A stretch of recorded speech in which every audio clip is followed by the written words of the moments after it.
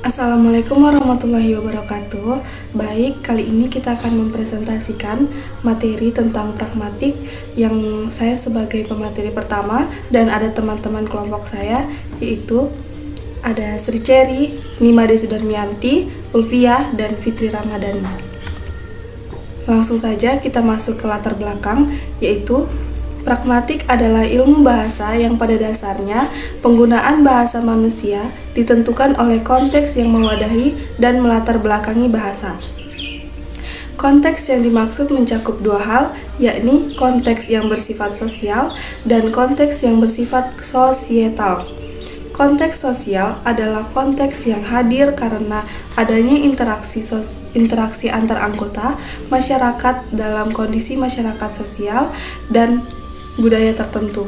Adapun yang dimaksud dengan konteks sosietal adalah aspek penyebabnya dipengaruhi oleh kedudukan anggota masyarakat sosial dan budaya tertentu.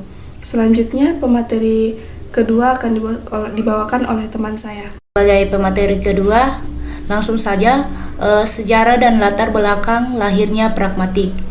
Yang pertama, perkembangan pragmatik dunia. Munculnya istilah pragmatik dapat dihubungkan dengan seorang filsuf yang bernama Charles Maurice tahun 1938. Ia sebenarnya mengelola kembali pemikiran para filsuf pendahulunya seperti Locke dan Peirce mengenai semantik atau ilmu tanda dan lambang. Oleh Maurice, semiotik dibagi menjadi 3 cabang. Yang pertama, sintaksis, semantik, dan pragmatik. Sintaksis mempelajari hubungan formal antara tanda-tanda, semantik mempelajari hubungan antara tanda dan dengan objek, dan pragmatik mengkaji hubungan antara tanda dengan penafsir. Tanda-tanda yang dimaksud di sini adalah tanda-tanda bahasa, bukan tanda yang lain. Yang kedua, perkembangan pragmatik Indonesia. Istilah pragmatik secara nyata di Indonesia muncul pada tahun 1984 ketika diberlakukannya kurikulum sekolah menengah atas atau SMA tahun 1984. Dalam kurikulum ini, pragmatik merupakan salah satu pokok bahasa bidang studi bahasa Indonesia atau Depdikbud pada tahun 1984. Baik, saya Fitri sebagai pemateri yang ketiga akan membacakan prinsip-prinsip teori pragmatik.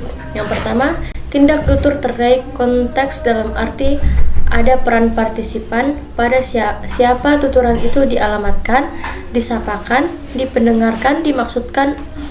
Oleh itu, peran antar persona dalam setiap tindak tutur memiliki muatan awal, isi, dan akhir sebagai suatu piranti episode. Yang kedua, prinsip kerjasama grace. Yang ketiga, prinsip tata krama. Yang keempat, prinsip interpretasi pragmatik. Yang kelima, prinsip kewawancanaan. Yang keenam, pragmatik sosial. Yang ketujuh, pragmatik wacana. Dan yang kedelapan, setiap tuturan itu terkait nilai. Jelmaan nilai-nilai dalam tuturan mempengaruhi hubungan antar penutur dan situasi komunikasi. Saya Ulfiah sebagai pemateri keempat akan memaparkan tentang aspek teori pragmatik. Aspek teori pragmatik yang pertama ada aspek teori pragmatik tentang konsep penutur dan lawan tutur. Ini juga mencakup penulis dan pembaca bila tuturan yang bersangkutan dikomunikasikan dalam bentuk tulisan. Aspek tersebut adalah usia, latar belakang, sosial ekonomi, jenis kelamin, tingkat keakraban, dan sebagainya. Yang kedua, ada konteks tuturan. Konteks di sini meliputi semua latar belakang pengetahuan yang diperkirakan dimiliki dan disetujui bersama oleh penutur dan lawan tutur, serta yang menunjang interpretasi lawan tutur terhadap apa yang dimaksud penutur dengan suatu ucapan tertentu. Yang ketiga, ada tujuan tuturan. Setiap situasi tuturan atau ucapan tentu mengandung maksud dan tujuan tertentu. Yang kedua, belah pihak yaitu penutur dan lawan tutur terlibat dalam suatu kegiatan yang berorientasi pada tujuan tertentu. Yang keempat ada tuturan sebagai bentuk tindakan dan kegiatan tindak tutur dalam pragmatik. Ucapan dianggap sebagai suatu bentuk kegiatan, yaitu kegiatan tindak ujar. Pragmatik menggarap tindak-tindak verbal atau performansi